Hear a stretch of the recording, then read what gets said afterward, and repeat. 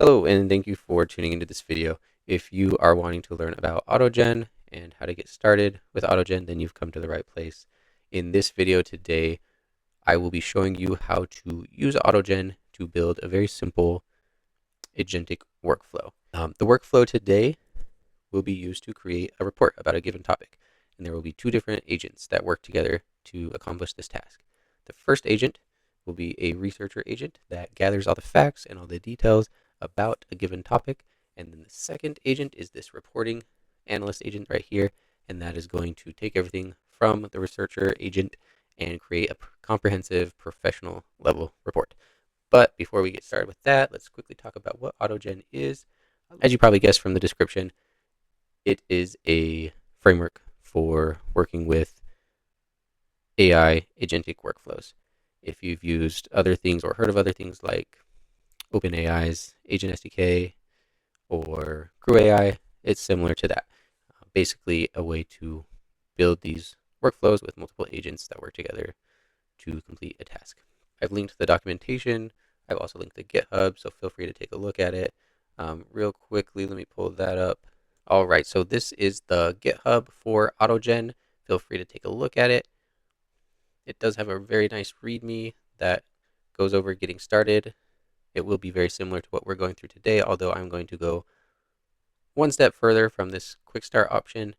If you want to get more advanced, you can look at integrating an MCP server with it, but please check this out. This documentation was very helpful for me. And then this is also some more documentation, their official web page for AutoGen. All right, so let's go ahead and get started now in building this workflow. First, we need to install a few packages from AutoGen. I'm going to go ahead and run that and explain while it's running. So we have this AutoGen agent chat package. Basically, you can see down here, it's for creating the agents and for orchestrating the agents. I'll show you more about that down below. And then we have this AutoGen ext package, and we give it the argument of OpenAI that basically allows, it's a package that allows you to integrate with other models, such as OpenAI models or external tools. And we're going to be using it today to integrate with OpenAI models. And then the python.env, that's not an AutoGen thing. That is a package that is used to find your API keys for the different APIs that we're working with. In our case today, it'll allow us to find the OpenAI API keys. And I left like short explanations right here about what I just said. So if you're going through the code, because I'm going to link this, you can go through and read through it. There are links to those specific packages if you're kind of person that likes to read all the documentation. If not, that's okay. I'm basically what I said summarizes it. All right, so now that we've done that install, we're going to import the classes and functions from those packages. You can see here we're doing an assistant agent class from AutoGen Agent Chat. We are doing this OpenAI Chat Completion client class from AutoGen ext. All right, and like I said, we are also using .env to get our API keys. So what that does is there's a function called load.env, and that looks for system variables that are saved in a .env file within your project, within that directory.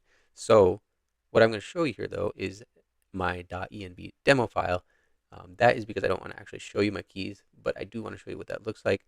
Basically, you have to have OpenAI API key if you're using OpenAI. And I just added one more example, Google API key if you're using like a Gemini model, equals, and then whatever your key is. And I just left it as ... That is what your .env file should look like, not .env demo, but you should have a .env file in there. Let me show you what that looks like real quick. I'm not going to show you the file, but just to prove to you that I do have that in here. Scroll up. There we go. I have this .env file, and that is where my OpenAI API key is stored. Okay, so going back to the code, we're going to run that function. Let me close that out real quick so there's more space. If it can find that key, it is going to return true. If not, it'll return false. So now we see that it has successfully found my OpenAI API key. You will need to do that first. So you can go to aistudio.google.com for Gemini. You can go to platform.openai for OpenAI's models. You can use another external model. I find that it works really well with OpenAI, and that's what I'm going to show for this demo today.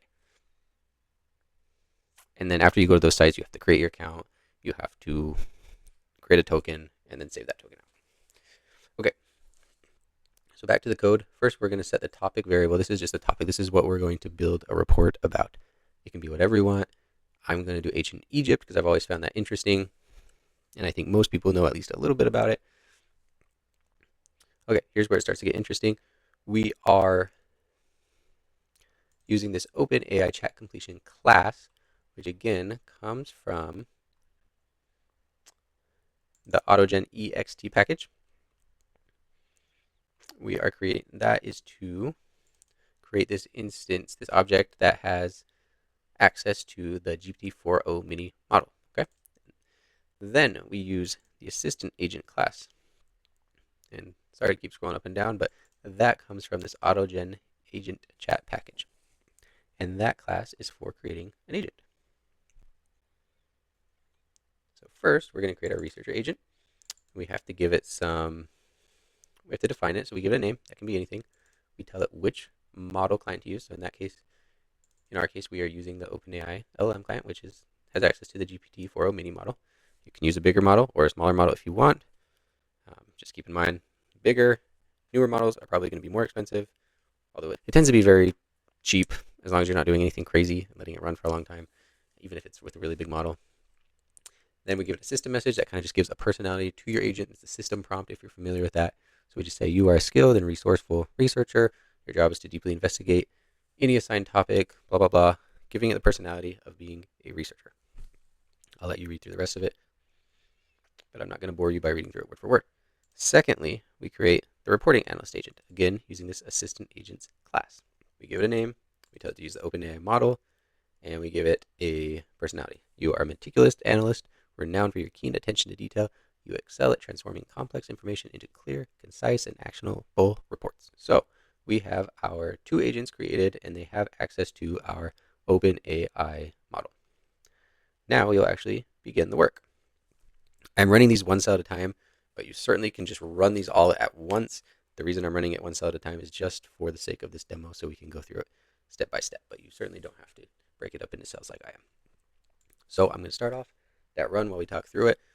We are using the researcher agent, invoking a run function, and we are giving it a prompt saying, research the topic, that's ancient Egypt from up above, find interesting facts, people, dates, events, sources, and output 8 to 10 detailed bullet points. Okay, so that took about 22 seconds, and then we can display the results, which are saved in this research variable. This researcher response gives us kind of a messy response with a bunch of extra details. So parse that all out and just save the content of the result that we're looking for in this research variable, and then we display it as markdown. If you look up towards the top of the code, you'll notice that I have added some extra functions that have to do with displaying markdown in a pretty format. So I'll scroll up here real quick just to show you that. Okay, so this IPython package, there's this markdown and this display function in class is it. So I'm going to go back down here and show you that. So we see we have 8 to 10 detailed findings about ancient Egypt. I'm not going to read through them all because that would get really boring, but I'll just kind of slowly scroll through it, let you get an idea for what that researcher agent produced. It even gives us the sources at the end. All right, now taking that research from our research agent, the reporting analyst agent is going to build upon that to create a final comprehensive report. So I'm going to go ahead and start running that. You'll notice here, I'll let you read through the prompt, but we say you are provided with the following research notes, pass in that research, and then we tell it for each bullet point, expand it into a clear and comprehensive report section. I'll let you read through more. Right here, I do kind of give it some fact checking instructions. If any details in the notes appear to be inaccurate, correct them.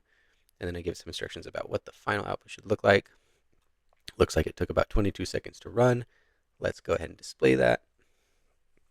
And there you go. There is our final report about ancient Egypt. So to review, what have we done? We used AutoGen to create two agents that worked together to perform a goal of creating a report about ancient Egypt. The first agent found facts, details, information the second agent turned it into a nice, clean, professional looking report. And there you have it. That is the basics of how to get started with AutoGen. There's certainly much more you can do with it, but this video was intended just to get you started.